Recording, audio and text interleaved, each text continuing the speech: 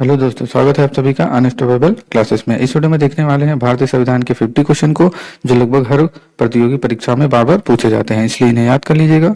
और इस वीडियो का पीडीएफ फाइल भी डाउनलोड कर सकते हैं, जिसका लिंक वीडियो के डिस्क्रिप्शन में दे दिया गया है। तो चलिए क्वेश्चन की ओर आगे बढ़ते हैं।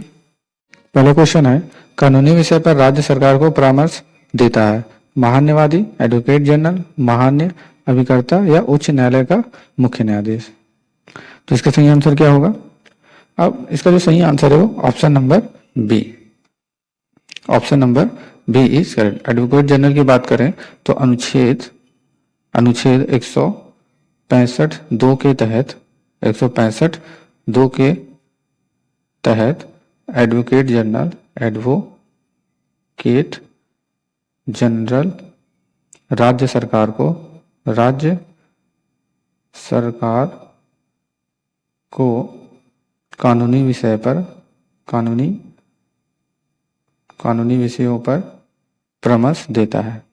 कानूनी विषयों पर परामर्श देता है, तो इस चीज को आप याद रखिएगा। अनुच्छेद 165(2) के तहत एडवोकेट जनरल राज्य सरकार को कानूनी विषय पर परामर्श देता है। अब अनुच्छेद 165(1) के तहत प्रत्येक राज्य का राज्यपाल एडवोकेट जनरल की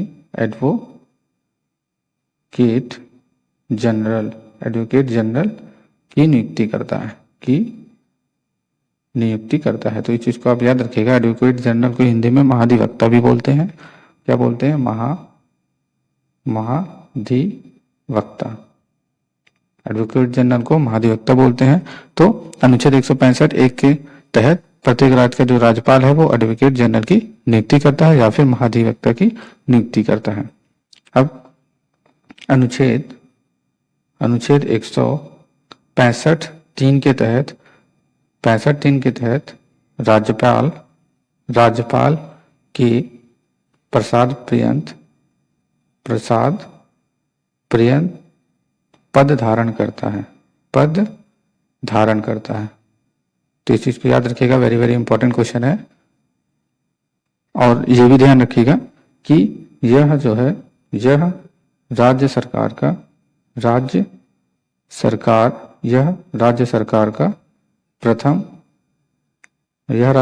का प्रथम विधिक सलाहकार होता है। इस चीज को याद रखिएगा, यह राज्य सरकार का प्रथम विधिक सलाहकार होता है। तो इस क्वेश्चन का जो सही आंसर है वो option number B is correct. Next question है, इनमें से कौन राज्य सरकार का कानूनी सलाहकार होता है? अभी हमने बताया था, तो जल्दी से इसका आंसर बताइए। ये 2015 में ये क्वेश्चन पूछा गया है। तो राज्य सरकार का कानूनी सलाहकार कौन होता है? तो आपको ये आंसर पता ही चल गया होगा, महाधिवक्ता। कौन है? महाधिवक्ता। हमने इसकी नियुक्ति के बारे में बताया था कि अनुच्छेद 165(1) के अनुसार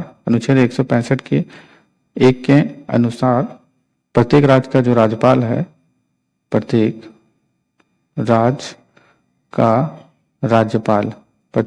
राज्यपाल इसकी नियुक्ति करता है।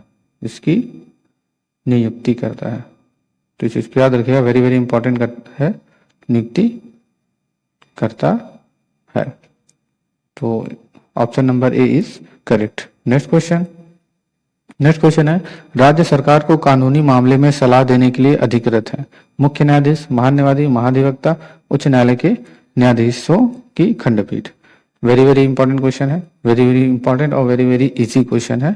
तो बताइए इसका आंसर, तो आपको पता ही होगा क्या है इसका आंसर। ये क्वेश्चन 2003 और 2014 में पूछा गया है।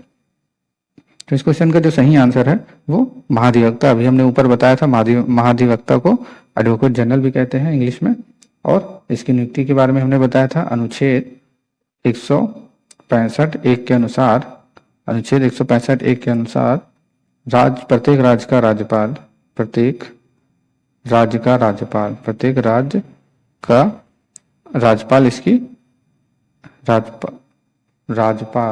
राज्यपाल इसकी नियुक्ति करता है। तो इस चीज को आप याद रखिएगा।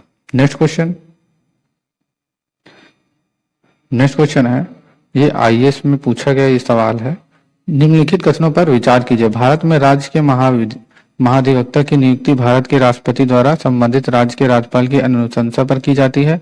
सिविल प्रक्रिया संहिता के उपबंधों के अनुसार राज्य स्तर पर उच्च न्यायालयों की मूल अपीलीय सलाहकारी अधिकारिता होती है। तो इसमें उपयुक्त कथन में से कौन से कथन सही है, ये हमको बताना है। तो इसका सही आंसर क्या होगा? इसका जो सही आंसर है वो ना तो 1 है और ना ही 2 है। Option number D is correct. ना तो 1 है ना ही 2।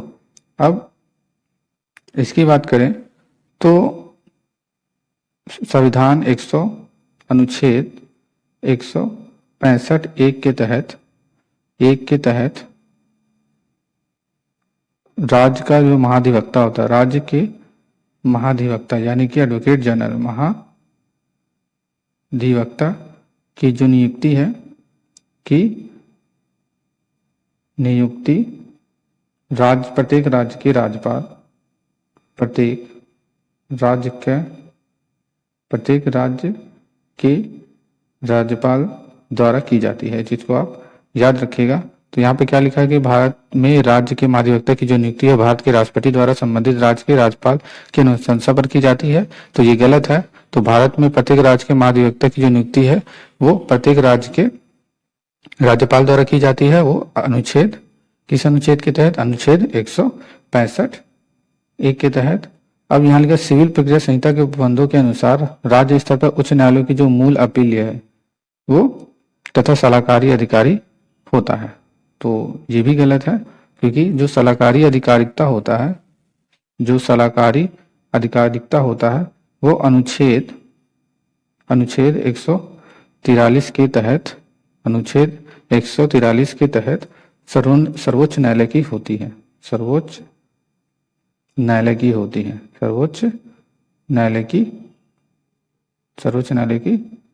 है। इस चीज को आप याद रखिएगा। तो इस क्वेश्चन का जो सही आंसर है वो option number D is correct. Next question है भारतीय संविधान के किस अनुच्छेद के अंतर्गत भारत के नियंत्रण एवं महालेखा परीक्षक की नियुक्ति होती है? अनुच्छेद 146, अनुच्छेद 147, अनुच्छेद 149, अनुच्छेद 148। तो इस क्वेश्चन का सही आंसर क्या होगा? मैंने पिछले वाले क्वेश्चन में बताया था। तो इस क्वेश्चन का जो सही आंसर है वो अनुच्छेद 148 के तहत भारत के नियंत्रण एवं महालेखा परीक्षक की नियुक्ति की जाती है। तो अब इसकी बात करें तो भारत के कैग, किसको कैग भी बोलते हैं, ये कौन है वर्तमान में? भारत के नियंत्रण एवं महालेखा परीक्षक के प्रमुख वर्तमान में कौन है? तो याद रखिएगा गिरीश चंद्र मुर्मू है, जो 14वें यानी कि 14वें नियंत्रण एवं महालेखक परीक्षक है। तो इस क्वेश्चन का जो सही आंसर है option number C. Next question है भारत के नियंत्रण एवं महालेखा परीक्षक के संघ के लेखा संबंधित प्रतिवेदनों को सर्वप्रथम निम्नलिखित में से किसको प्रस्तुत किया जाता है? तो ये क्वेश्चन 2013 में आया हुआ है। लोक लेखा समिति के अध्यक्ष को, लोकसभा के अध्यक्ष को, भारत के कानून मंत्री को या भारत के राष्ट्रपति को? तो इस क्वेश्चन का सही आंसर क्या होगा? तो इस क्वेश्चन का जो सही आंसर है वो ऑप्शन नंबर डी, भारत के राष्ट्रपति को। भारत के नियंत्रण एवं महालेखा परीक्षक के संघ के जो लेखा संबंधी प्रतिवेदनों को सर्वप्रथम राष्ट्रपति को प्रस्तुत किया जाता है। नेक्स्ट क्वेश्चन है निम्नलिखित में से किसके द्वारा भारत के नियंत्रक एवं महालेखा परीक्षक के पद का सृजन किया गया था? संसदीय अधिनियम द्वारा, संविधान द्वारा, मंत्रिमंडल के विकल्प द्वारा या फिर उपयुक्त में से कोई नहीं? तो इस क्वेश्चन का सही आंसर क्या होगा? तो इस क्वेश्चन का जो सही आंसर है उपयुक्त में से कोई नहीं। भारत के नियंत्रण एवं महालेखा परीक्षक के पद का जो सृजन है वो राष्ट्रपति द्वारा किया जाता है। किसके द्वारा किया जाता है? राष्ट्रपति द्वारा किया जाता है। किस अनुच्छेद के तहत? अनुच्छेद 148 1 के तहत। अनुच्छेद 148 1 के तहत राष्ट्रपति द्वारा इसके पद का सृजन किया जाता है। तो इस क्वेश्चन का जो सही आंसर है वो ऑप्शन नंबर डी, उपयुक्त में से कोई नहीं। ये क्वेश्चन 2012 में आया हुआ है। नेक्स्ट नेक्स्ट क्वेश्चन है, भारत के नियंत्रण एवं महालेखा परीक्षक के पद का नियुक्ति का कार्यकाल होता है 4 वर्ष, 5 वर्ष, 7 वर्ष, 6 वर्ष। ये 1993 में क्वेश्चन पूछा गया है। तो कैग का जो कार्यकाल होता है वो कितने वर्ष का होता है? इनका जो कार्यकाल होता है वो 6 वर्ष के लिए होता है, ऑप्शन नंबर सी। अब इसकी बात करें तो अनुच्छेद 148 3 के अनुसार जो कैग है, सीएजी कैग के वेतन एवं सेवा शर्तों का निर्धारण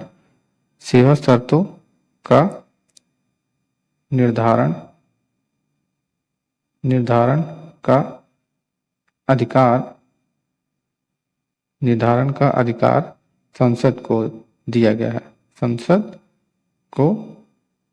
संसद को दिया गया है, इस चीज को आप याद रखिएगा, संसद को दिया गया है। अनुच्छेद 148 3 के अनुसार कैग के जो वेतन सेवा शर्तों का जो निर्धारण है वो संसद को दिया गया है। और इनका जो कार्यकाल कितने वर्षों का होता है? इनका जो अधिकतम कार्यकाल होता है, वो 65 वर्ष की उम्र तक 65 वर्ष की उम्र तक सेवारत रह सकते हैं। 65 वर्ष की उम्र तक ये अपने पद पर रह सकते हैं। तो इस क्वेश्चन का जो सही आंसर है option number C. Next question है, भारत के नियंत्रण एवं महालेखा परीक्षक के संबंध में निम्नलिखित में से कौन सा सही नहीं है? उनकी नियुक्ति राष्ट्रपति द्वारा की जाती है, ये बात सही है। उनका वेतन सर्वोच्च न्यायालय के न्यायमूर्ति के समान होता है, या फिर सेवानिवृत्ति के पश्चात वह अन्य सरकारी सेवा के अयोग्य हो जाते हैं, उनको राष्ट्रपति पद युक्त कर सकते हैं। तो ये क्वेश्चन 2014 में पूछा गया है। तो इस क्वेश्चन का सही आंसर क्या होगा? तो इस क्वेश्चन को जो सही आंसर है वो उनकी जो नियुक्ति है राष्ट्रपति द्वारा की जाती है, ये सही है। उनका वेतन सर्वोच्च न्यायालय के न्यायमूर्ति के समान होता है, ये भी सही है। सेवा निवृत्त के पश्चात वह अन्य सरकारी सेवा के अयोग्य हो जाते हैं, ये भी बात सही है।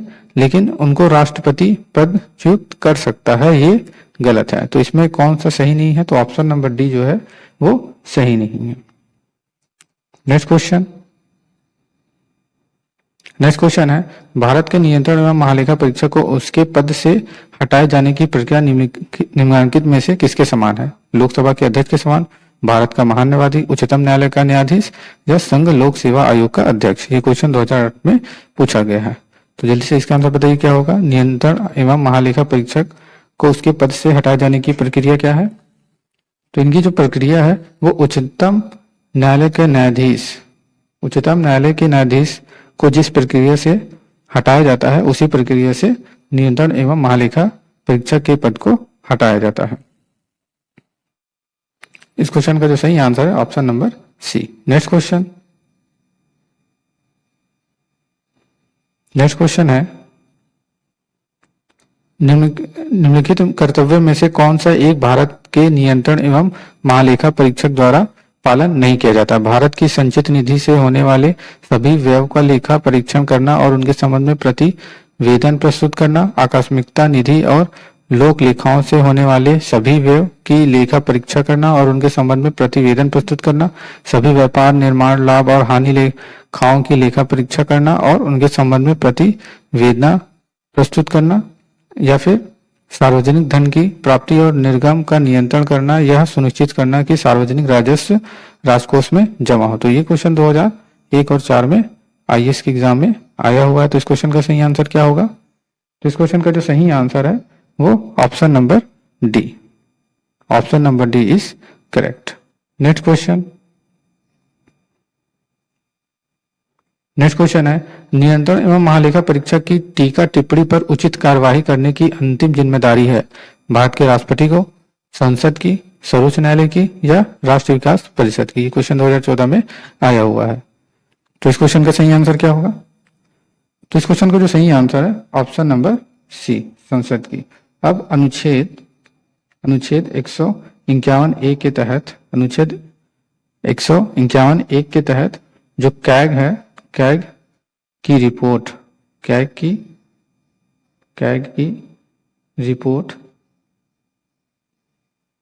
कैग की रिपोर्ट राष्ट्रपति के द्वारा संसद के दोनों सदनों संसद के दोनों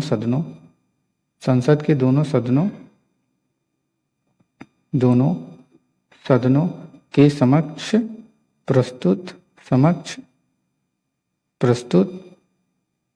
प्रस्तुत कार्रवाई की जाती है। तो इस चीज को आप याद रखिएगा। अनुच्छेद 151(1) के तहत कैग की जो रिपोर्ट है वो राष्ट्रपति द्वारा संसद के दोनों सदनों में प्रस्तुत की जाती है और कार्रवाई की जाती है। तो इस क्वेश्चन का जो सही आंसर है option number C. Next question है, निम्नलिखित में से कौन संसद की लोक लेखा समिति की बैठक में उपस्थित रहता है? भारत के महान्यायवादी, भारत के महाधिवक्ता, भारत के नियंत्रण महालेखा परीक्षक या इनमें से कोई नहीं? तो ये 2011 में क्वेश्चन आया है। तो इस क्वेश्चन का सही आंसर क्या होगा? तो इस क्वेश्चन का जो सही आंसर है वो भारत के नियंत्रण महालेखा परीक्षक है। Option number C is right. Next question है, संविधान का कौन सा अनुच्छेद भारत के नियंत्रण एवं महालेखा परीक्षक के कर्तव्य को निर्धारित करता है? तो कर्तव्य को किस अनुच्छेद के अनुसार निर्धारित करता है? तो अनुच्छेद 149 के तहत। Option number D is correct. Next question है, नियंत्रण एवं लेखा परीक्षक की नियुक्ति राष्ट्रपति द्वारा की जाती है और अपने पद से हटाया जाता है। तो अपने पद से किसके द्वारा हटाया जाता है? राष्ट्रपति द्वारा, संसद के दोनों सदनों के संबोधन पर, सर्वोच्च न्यायालय द्वारा, या फिर राष्ट्रपति की संस्तुति पर सर्वोच्च न्यायालय द्वारा। तो इसमें से इसका जो आंसर जो है वो नहीं है। तो इसका जो सही आंसर वो क्या होगा? जिस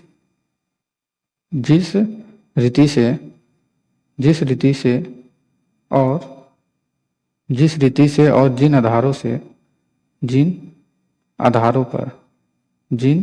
आधारों पर उच्चतम न्यायालय जिन रीति और जिन आधारों पर उच्चतम न्यायालय के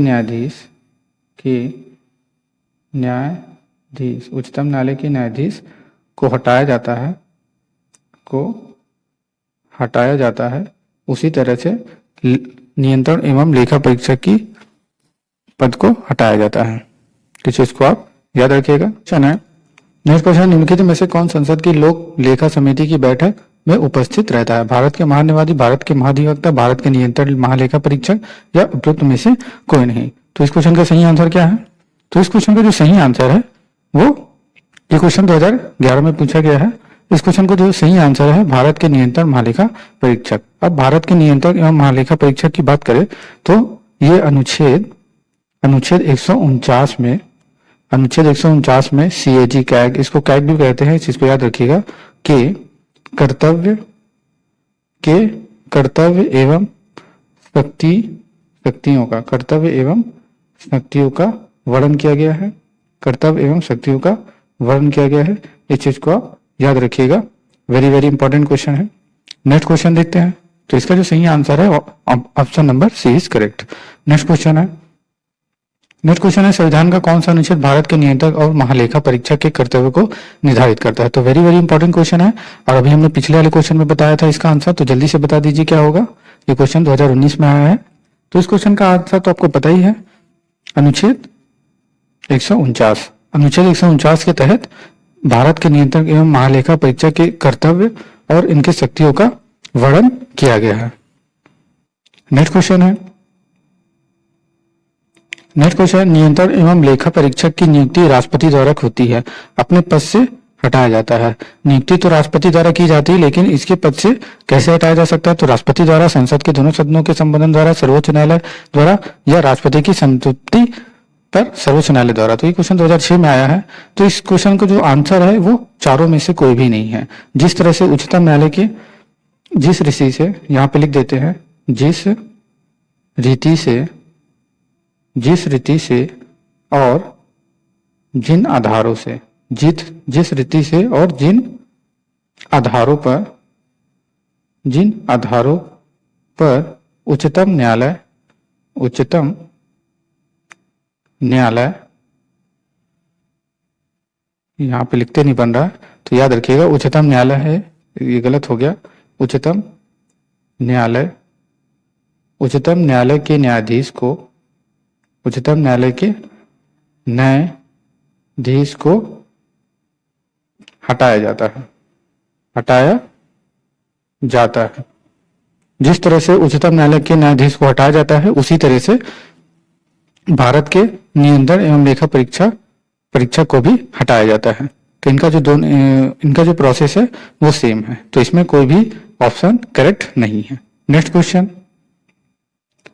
है, भारत का नियंत्रक एवं लेखाकार निम्नलिखित एक का मित्र एवं मार्गदर्शक होता है। क्वेश्चन को फिर से पढ़ते हैं। भारत का नियंत्रक एवं महालेखाकार निम्नलिखित का एक मित्र और मार्गदर्शक होता है। किसका होता है? प्रवर समिति का, प्राक्कलन समिति का, लोक लेखा समिति का, प्रधानमंत्री का। 2006 में क्वेश्चन आया है, तो जल्दी से इसका आंसर बताइए क्या होगा। क्वेश्चन का जो सही आंसर है वो क्या है? Option number D is correct. Next question है, किस वर्ष में अकाउंटिंग को ऑडिटिंग यानी कि लेखा परीक्षा से अलग किया गया तथा नियंत्रण एवं महालेखा परीक्षक का कार्य केवल सरकारी सेवा तक सीमित रह गया? 1975, 1977, 1976 या 1981? तो ये क्वेश्चन 2019 में पूछा गया है। वेरी वेरी इंपॉर्टेंट क्वेश्चन है, इस क्वेश्चन को आप याद कर लीजिएगा। तो इसका सही आंसर क्या होगा? तो इस क्वेश्चन का जो सही आंसर है option number C is correct, 1976। Next question है, 1971 का संशोधन महालेखा नियंत्रण के कर्तव्य, शक्तियों और सेवा। हमने बताया था महालेखा के नियंत्रण के जो कर्तव्य है वो कौन से अनुच्छेद में दिया गया है? 149 अनुच्छेद में दिया गया है, इसको याद रखिएगा। कर्तव्य और शक्तियों का जो वर्णन है वो अनुच्छेद 149 में दिया गया है। अधिनियम लेखांकन और लेखा परीक्षक को पृथक करता है और सीएजी को लेखों की तैयारी के उत्तरदायित्व से मुक्ति देता है। यह संशोधन किया गया था, कब किया गया था? 1972, 1980, 1976, 1987। ये क्वेश्चन 2004 में पूछा गया था। तो इसका राइट आंसर क्या होगा? तो इसका राइट आंसर है 1976, option number B is correct. Next question है, राज्यों के वित्तीय लेखों पर नियंत्रण रखता है कौन? राज्यपाल, मुख्यमंत्री, राज्य वित्त सचिव या उपरोक्त में से कोई नहीं? तो ये 2003 में क्वेश्चन पूछा गया था। तो इस क्वेश्चन का आंसर सही क्या है? तो इस क्वेश्चन का जो सही आंसर है ऑप्शन नंबर डी, उपरोक्त में से कोई नहीं है। अगर इसकी बात करें तो केंद्र के साथ साथ राज्यों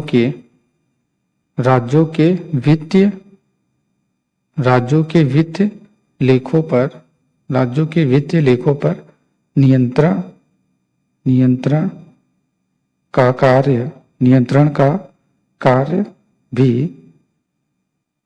नियंत्रण का कार्य भी भारत के कैग द्वारा ही किया जाता है। कैग के द्वारा ही किया जाता है। तो इस चीज को याद रखिएगा, केंद्र के साथ साथ राज्यों के जो वित्तीय लेखों पर नियंत्रण का जो कार्य है वो भारत के कैग द्वारा ही किया जाता है। कैग का मतलब नियंत्रण एवं महालेखा परीक्षक द्वारा। तो इस क्वेश्चन का जो सही आंसर है option number D is correct. Next question है, लोक निधि का अभिभावक किसे कहा जाता है? राष्ट्रपति को, संसद को, नियंत्रक एवं महालेखा परीक्षक को या मंत्री परिषद को? मंत्री परिषद को। तो ये 2008 में आया है, यूपी पीसीएस का क्वेश्चन है। तो इस क्वेश्चन का सही आंसर क्या है? तो इस क्वेश्चन का जो सही आंसर है वो option number B is correct, नियंत्रण एवं महालेखा परीक्षा। अब इसकी बात करें तो भारतीय संविधान के तहत संघ एवं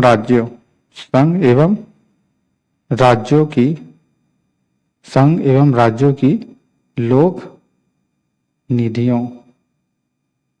निधियों से सभी व्ययों की लेखा परीक्षा करता है, जिसको आप याद रखिएगा। नेक्स्ट क्वेश्चन है, भारत के सीएजी यहाँ पे सीएजी का आगे भारत के सीएजी यानी कि नियंत्रण एवं महालेखा परीक्षा का कार्य करते हैं। ये क्या कार्य करते हैं? नागरिक स्वतंत्रता के संरक्षण के रूप में, लोक वित्त संरक्षण के रूप में, सरकार के मुख्य विधिक सलाहकार के रूप में, या उपरोक्त सभी के संरक्षण के रूप में। तो ये क्वेश्चन 2007 में आया है उत्तराखंड में। तो इसका सही आंसर क्या होगा? तो इस क्वेश्चन का जो सही आंसर है वो लोक वित्त संरक्षण के रूप में, option number B is correct. Next question है, गिरीश चंद्र मुर्मू बने हैं भारत के, क्या बने हैं? 12वें नियंत्रण एवं महालेखा परीक्षक, 13वें, 14वें या 15वें? ये 2020 में क्वेश्चन पूछा गया है और इस क्वेश्चन का आंसर हमने पहले या दूसरे क्वेश्चन में ही बताया था कि जो गिरीश चंद्र मुर्मू है वो भारत के कितने नंबर पे कैग है, यानी CAG है। तो इसका जो सही आंसर है वो ऑप्शन नंबर 14। कमेंट बॉक्स में जरूर बताइएगा कि 13वें नियंत्रण एवं महालेखा परीक्षक कौन थे। नेक्स्ट क्वेश्चन ये थोड़ा टफ है। नेक्स्ट क्वेश्चन है, सूची 1 और सूची 2 के साथ सम्मिलित कीजिए और दिए गए कोड का प्रयोग करिए। तो भारत का उपराष्ट्रपति किससे मिलान होगा? भारत का नियंत्रण एवं महालेखा परीक्षक, भारत का महाधिवक्ता, भारत का महान्यायाधीश। तो इस क्वेश्चन का सही आंसर क्या होगा? तो भारत का जो उपराष्ट्रपति की बात करें तो इसका जो है वो राज्यसभा सी पे मिलान होगा, और भारत का नियंत्रण एवं महालेखा परीक्षक है ये लोक लेखा समिति से संबंधित है, और भारत का महाधिवक्ता की बात करें तो ये जो है ये लोक उपक्रम समिति से संबंधित है, और भारत का जो महान्यायाधीश है वो लोकसभा की बैठक से संबंधित है। तो इस क्वेश्चन का जो सही आंसर है वो ऑप्शन नंबर ए सही होगा। तो इस चीज को आप याद रखिएगा, ये क्वेश्चन थोड़ा टफ है और इम्पोर्टेंट भी है, एग्जाम में टफ क्वेश्चन ही ज्यादातर पूछे जाते हैं। नेक्स्ट क्वेश्चन है, ये 2004 में पूछा गया है, निम्नलिखित में से कौन सा विकल्प गलत है? लोक वित्त सरकार के वित्त क्रियाकलापों का अध्ययन है। इसके अंतर्गत आते हैं सार्वजनिक खर्च का परिणाम, सार्वजनिक राजस्व, वित्त प्रशासन, व्यवसायिक बैंकों के कार्य निष्पादन। तो इस क्वेश्चन का सही आंसर क्या होगा? तो इस क्वेश्चन का जो सही आंसर है वो व्यवसायिक बैंकों के कार्य का निष्पादन।